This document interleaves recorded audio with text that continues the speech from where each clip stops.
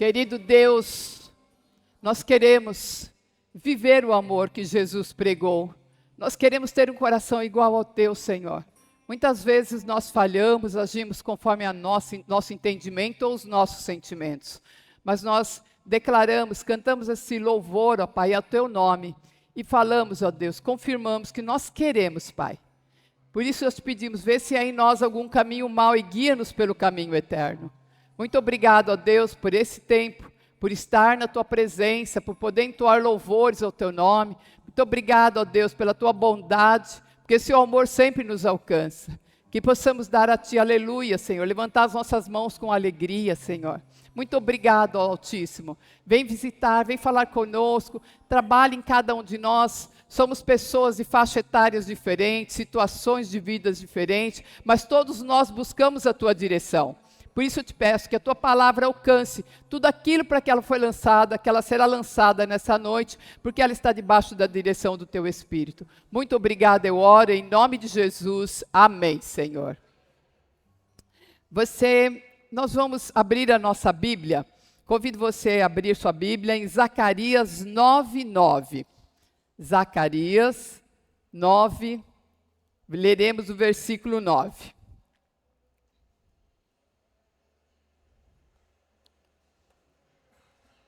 Zacarias, lá no finzinho do Velho Testamento. Diz assim, posso ler? Vamos lá. Alegra-te muito, ó filha de Sião, exulta, ó filha de Jerusalém, eis que o teu rei virá a ti, justo e salvador, pobre e montado sobre um jumento, e sobre um jumentinho, filho de jumenta. Eu te convido também ir para frente mais um pouquinho no livro de Marcos. Nós vamos ler no capítulo 11, nós leremos do verso 1 ao 11. Marcos 11, do 1 ao 11. Vamos lá. Quando se aproximava de Jerusalém, de Betfagé e Betânia, junto ao Monte das Oliveiras, enviou Jesus 2 dos seus discípulos e disse-lhes: Ide à aldeia que está diante de vós, e logo ao entrar, achareis preso um jumentinho, o qual ainda ninguém montou. Desprendei-o e trazei-o. Se alguém vos perguntar, por que fazeis isso? Respondei, o Senhor precisa dele, e logo o mandará de volta para aqui. Então, foram e acharam o jumentinho preso, junto ao portão, do lado de fora, na rua, e o desprenderam. Alguns dos que ali estavam reclamaram, que fazeis isso soltando o jumentinho? Eles, porém, responderam, conforme as instruções de Jesus. Então os deixaram ir. Levaram o jumentinho sobre o qual puseram as suas vestes, e Jesus montou. E muitos estendiam as suas vestes no caminho, e outros ramos que haviam cortado nos campos.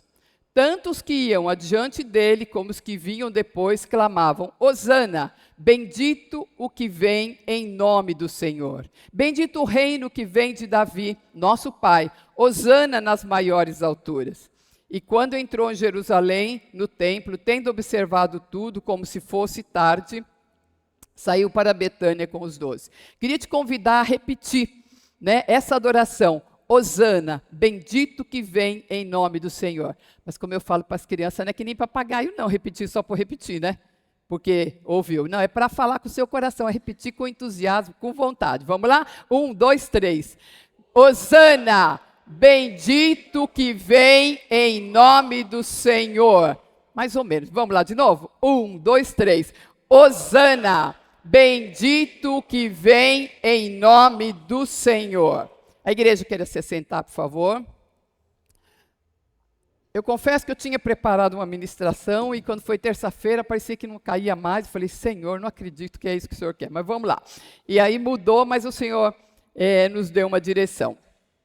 Nós estamos vivendo um período chamado de Semana Santa, que começa num domingo, que eles chamam, é chamado pela Igreja Católica de Domingo de Ramos. Essa semana que antecede a Páscoa, foi onde aconteceu a última ceia, teve a sexta-feira da crucificação, o sábado do silêncio, ou em que eles malham o Judas, né? Aliás, eu achava que era da Igreja Católica, não é não, viu, gente? A Igreja Católica também não aprova essa malhação de Judas, mas virou um ritual. E quando eu estava lendo isso, eu lembrei, falei, nossa, eu tinha tanto medo, mesmo que eu sabia que era um boneco, mas era muito comum, pelo menos no bairro que eu morava. Um monte de Judas pendurado, todo mundo indo lá bater, aquilo me mexia comigo. Mesmo sendo ruim, eu não desejava aquilo. Aí em seguida vem o domingo de Páscoa, a ressurreição, onde as pessoas, né, do catolicismo em geral, não comem a carne vermelha como uma penitência, né? Pois Jesus derramou o seu sangue, então eles associam a carne vermelha, e aí, né, começou-se a comer bacalhau, que na época era mais barato. Hoje tem que ser rico para comer bacalhau, né? E hoje não é mais uma opção barata, é uma opção bem cara, mas às vezes a pessoa deixa para comprar nessa época, quer comer bacalhau, come outra época, né, que é muito mais barato, nessa época é mais cara. Então, essa semana na vida de Jesus foi o início do cumprimento da promessa de Zacarias 9:9. Deixa eu ficar atento no horário. Foi a manifestação pública do Messias. Por muitas vezes, ele pedia para, quando ele operava um milagre, que não era para contar, que não era para falar para ninguém. Até ele chegou, a própria mãe dele e falou para ele, falou, mãe, não é chegada a minha hora. Mas agora era o tempo certo. E lá em João 12:23, João 12:23 diz, é chegada a hora do Filho do Homem ser glorificado. Então agora Jesus já começa a se apresentar de uma outra forma. Era a hora mais esperada no ministério de Jesus, porque ele tinha vindo com uma missão. É que nem a gente, né? A gente quer chegar, vai fazer um passeio e você quer chegar lá. Mas às vezes a gente nem desfruta do caminho, né? E Jesus estava vivendo e ele tinha um alvo, a vida dele aqui foi em torno de culminar nesse momento que estava para entrar. Então era o início pelo fim pelo qual Jesus tinha vindo, deixando a sua glória de resplendor para cumprir uma nobre missão de resgatar a humanidade que havia se perdido.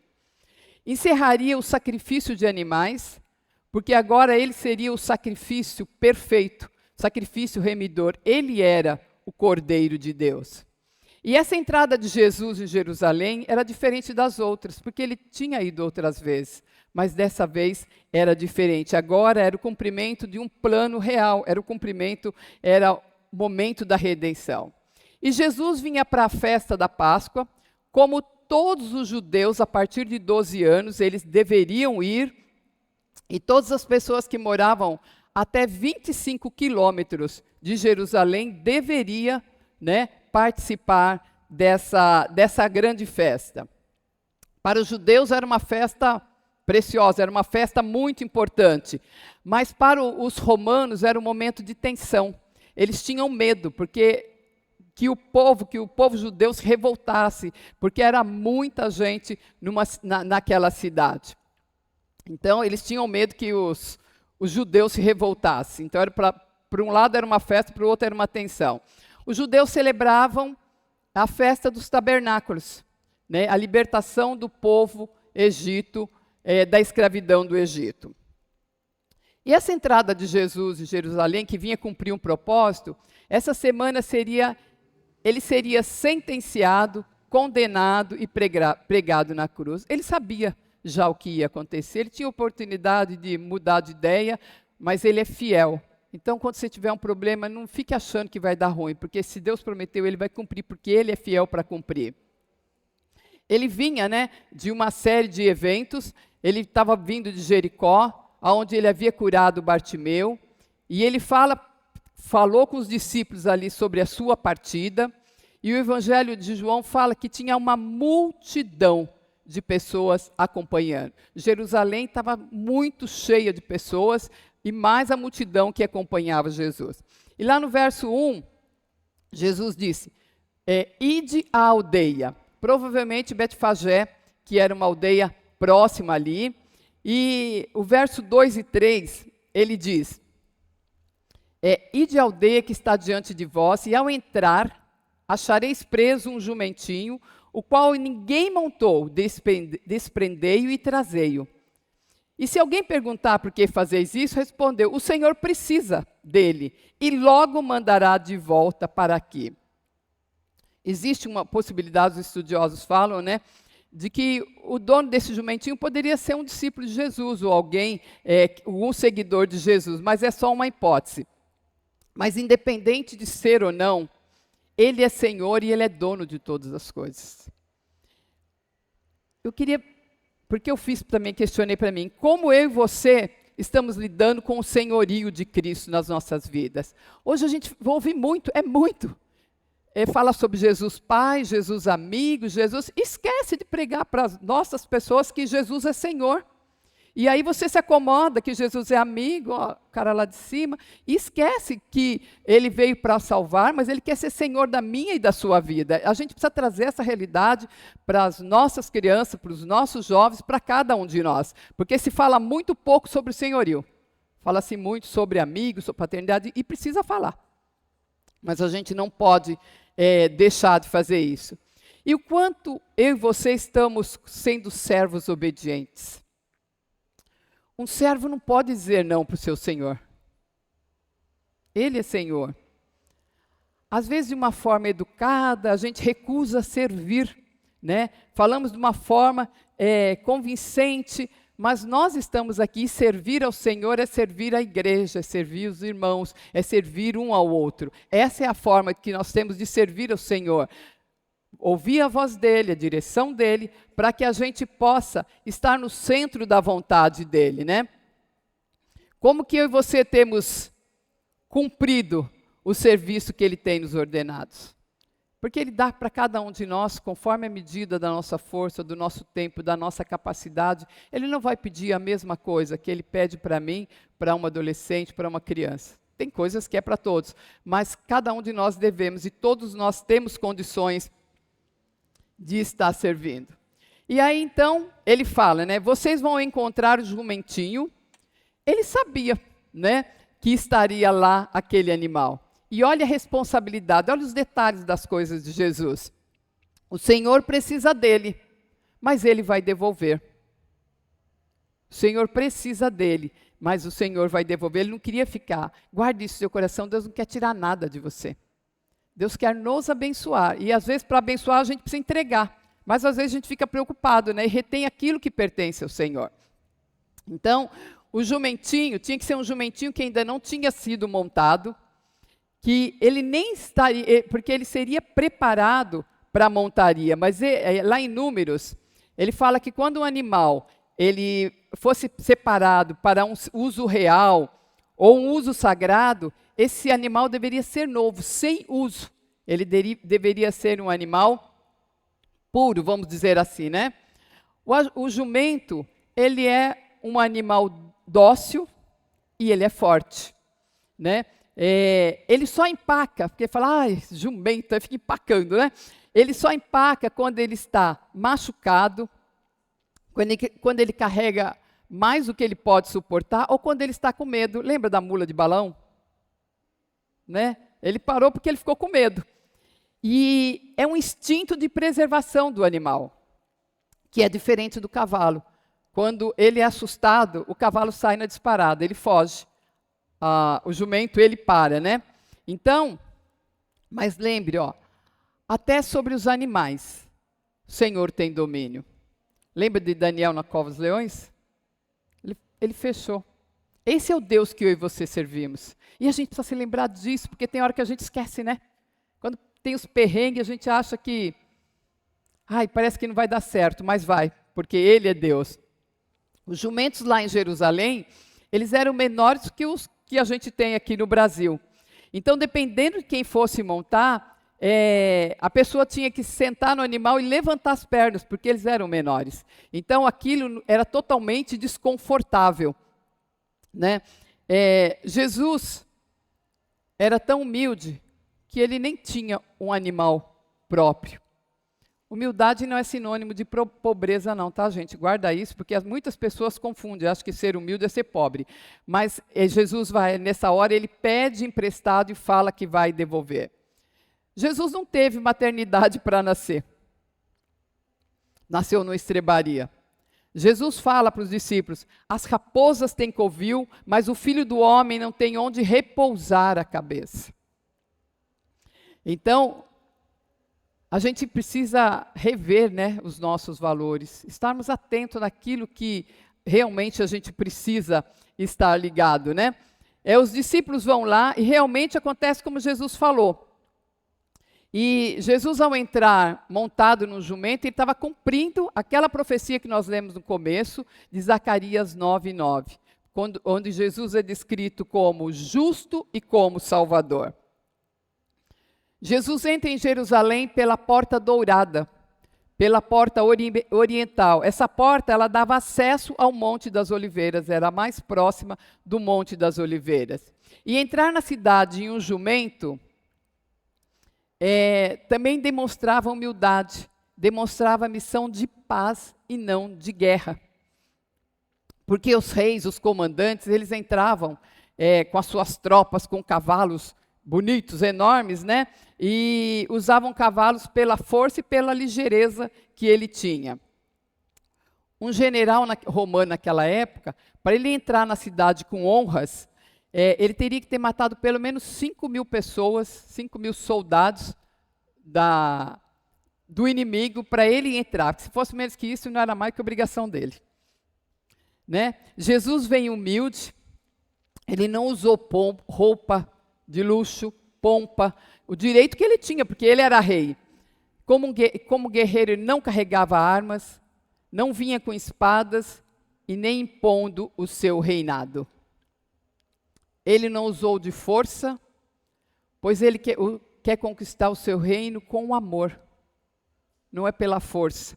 Quebrando um dito popular, que muitas vezes as pessoas falam que está na Bíblia, né?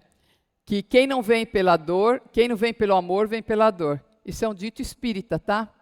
Não tem nada a ver com... Porque Jesus não vai dar uma doença para aquela pessoa. Ela pode ter alguma doença, mas não é porque ele deu uma doença para que ele volte para Jesus. Isso não é o método de Jesus. Então a gente precisa estar lembrando disso para que a gente não repita aí, porque até eu já falei, até eu, né? Quem sou eu? Já falei também, quem não vem, porque a gente ouvia isso quando era criança. E depois você vai ver, e você vê que você está repetindo, né? Que nem papagaio, sem saber o que fala. Então, vamos pensar quando a gente for falar isso. Então, ele não vem num cavalo de guerra, todo pomposo. Ele vem de forma humilde e manso, montado em um jumento. Jesus entra como rei, e um rei em amor. E os discípulos colocam suas vestes, ele vai lá, pega, trazem, e eles tiram a sua capa, a sua túnica que estava sobre eles, né? E coloca sobre aquele jumento, que era uma forma de honrar a Jesus, e aquelas vestes serviriam como que uma sela para amortecer, para ficar um pouco mais confortável. Então, as roupas que eles usavam, eles tiraram aquela capa e usaram. E, no sentido, domingo de ramos que a gente ouve, né? Sabe? Esses ramos, essas folhas, serviam como que para amaciar o caminho. Era jogado os ramos com folhas para que a passada do jumento fosse mais maneira e se tornasse um pouco mais suave a entrada, né? Para ornar o trajeto. Na realidade, era para fazer um tapete, né? Para quem estava entrando. Os reis entravam sob tapetes vermelhos e púrpura, né? Tecidos luxuosos e caros para os reis. Mas Jesus entrou de uma forma humilde. Tendo poder, ele escolhe entrar de uma forma humilde. E foi um mover, foi uma revelação, porque até ali eles acompanhavam Jesus, né, da Galileia, Jesus de Nazaré, e nunca honravam Jesus como um rei. E nessa hora em que aquela multidão entrou, em que teve todo esse preparo, Deus já trabalhou e aquelas pessoas começaram a adorar ao rei. É um reconhecimento do Messias e do Salvador. E eu e você, o que nós temos ofertado? Eu fiquei pensando, se a gente estivesse ali, será que eu e você ia pegar um vestido bonito? Ah, não, essa blusa eu não vou pôr não, porque essa aqui eu paguei caro, né? Eu ia tirar aquela jaqueta para preparar o caminho para o rei? Ou será que eu ia... Ah, peraí, deixa eu correr lá em casa, pegar um lençol velho, né? Aí eu ponho lá, porque vai pisar por cima. Não, aquilo era uma oferta. Era aquilo que eles estavam podendo dar para Jesus naquela hora. Era uma forma de reconhecimento. E o que nós temos dado para Jesus? Aquelas folhas, né? Fala que é de palmeira em alguma coisa, os ramos, né? Simbolizavam vitória, triunfo e realeza. É uma tradução judaica, honrar os heróis, os líderes, em reconhecimento à sua dignidade. E eles gritavam, Hosana. E por que eles gritavam Hosana? Hosana quer dizer salva-nos, é um pedido de socorro de Deus, e isso expressa a nossa fé, a nossa dependência dele. Porque você só vai pedir socorro para quem pode te socorrer, você não vai pedir para quem está pior do que você, né? A gente vai geralmente pedir para quem? E aquelas pessoas, eles esperavam um libertador, esperavam um rei. E era uma súplica de salvação, né? E também de adoração. Porque o povo começou a reconhecer que ele era o Messias prometido. Agora a multidão já sabia que eles estavam diante do Messias, do Salvador, do resgatador dos seus pecados. Outros pensavam que Jesus seria um rei militar. Ele não é um rei militar, mas a minha postura e a sua postura pode alterar o país em que nós vivemos. A nossa postura, o nosso compromisso pode mudar, pode influenciar sim na política do nosso país, na vida das nossas crianças, dos nossos jovens e na economia. Então, quando você diz salva-nos, você está reconhecendo o poder que ele tem para te salvar. Martim Lutero falava, para que o reino de Deus se estabeleça, o meu reino e o seu precisa diminuir. E às vezes a gente tem vivido pensando tanto no nosso reino, investindo tanto no nosso reino, no nosso querer, nas nossas coisas, naquilo que é temporal e que vai acabar. O reino de Cristo é eterno e jamais passará. Lembre-se, nós vivemos para honrar o Rei Jesus. A gente deve desfrutar a vida aqui, sim, devemos, mas nós não podemos perder de vista. Bendito o reino que vem em nome, o reino de Davi, nosso Pai. Hosana nas maiores alturas. Bendito o reino que vem do nosso pai Davi, Jesus da linhagem de Davi. Então, a primeira vez que ele veio montado no jumentinho, mas ele vai voltar coroado de glória, cavalgando nas nuvens. Ele vem para julgar os vivos e o morto e estabelecer o seu reino eterno para sempre. Aquela nós não participamos, nós celebramos, mas eu e você podemos estar aqui, né, esperando participar desse momento. Hosana, bendito que vem em nome do Senhor. Vamos repetir isso mais uma vez? 1, 2, 3. Hosana, bendito que vem em nome do Senhor. Que essa seja a minha e a sua realidade. Que a gente, Deus me deu essa direção, da gente pensar como nós estamos vivendo essa semana. Né? Não só para essa, mas essa é uma que a gente ouve tantas coisas que pode confundir. Então eu te convido a baixar sua cabeça, nós vamos orar para que sempre haja essa palavra nas nossas bocas. Busquemos socorro em Deus Todo-Poderoso. Querido Deus, nós te louvamos pelo teu grande amor e bondade para conosco. Senhor, hosana. Senhor, que os nossos lábios profiram sempre essa palavra, hosana, porque tu és o nosso socorro. Só quem pode nos salvar é o Senhor. Pai, em nome de Jesus, ajuda-nos, ó Deus, a ter uma palavra de amor, de alegria, sermos, ó Deus, comprometidos com o teu reino, Senhor. Como o Senhor, como nosso rei, ajuda-nos a aprender a sermos, ó Deus, amados, servos autênticos, que confiam no seu Senhor, que honram o seu Senhor, que obedecem ao seu Senhor. Pai, que a tua verdade possa prevalecer nas nossas vidas. Obrigado, ó Deus. Hosana, bendito que vem em nome do Senhor. Querido, agora nós teremos uns momentos para que a gente faça a nossa oração pessoal. Se ajoelhe, ande, só não vale dormir, tá? Nem cochilar. Aproveita para fazer a sua oração pessoal. Em seguida eu estarei orando e aí a gente vai dar continuidade no tempo que nós temos aqui, tá bom?